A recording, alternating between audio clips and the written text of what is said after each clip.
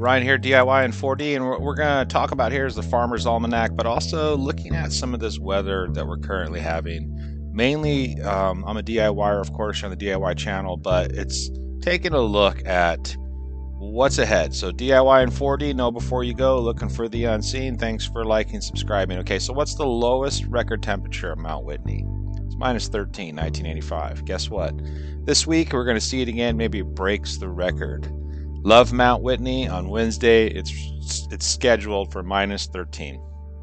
Perhaps maybe it breaks the record. What does the Farmer's Almanac say? What? Warm to hot, confirmed dry.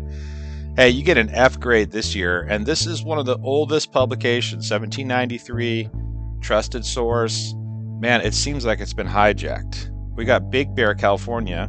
It's going to finally, in a long time, match the season average for snowfall, 58 inches. Okay, so what does this really mean, right? You clicked on this. How does it help me?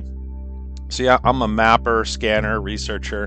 What you see right there is manipulation of a weather system. Because you look at the next one. Now, I've been doing this for a long time.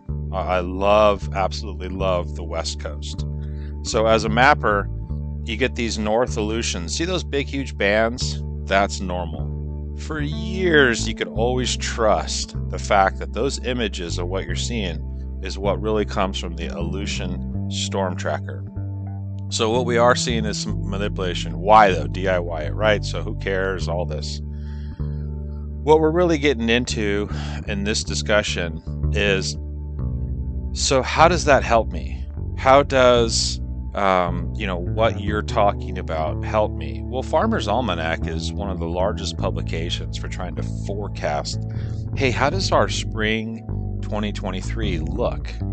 And if you're a farmer or a DIYer, entrepreneur, you got your own business or a side hustle, or you just work your 9-to-5 job, know this: what's ahead for you is a long, wet, cold winter for the majority of the United States. You see, now you can really look at the fact that this atmospheric river that is giving us the narrated version via weather.com or so forth. It's just a term that's used to say, okay, this is now what's going to happen. And so we're now closing in on March 1st here in Southern California. That's where I'm at.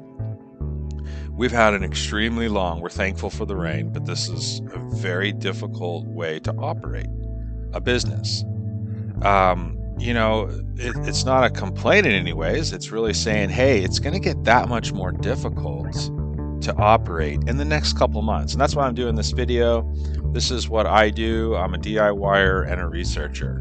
So I need to know what's going to happen for March, what's going to happen for April, at least be able to forecast so I can kind of troubleshoot my projects. Like currently on our ranch, we're trying to do a retaining wall. We finished the retaining wall, but we're waiting to grade this one area. Now it's like 2 to 3 weeks out. If you look at these long-term forecasts, it'll help you in your business. It'll help you in your mindset. It'll help you in what you're trying to overcome or work on. That's what this video is for.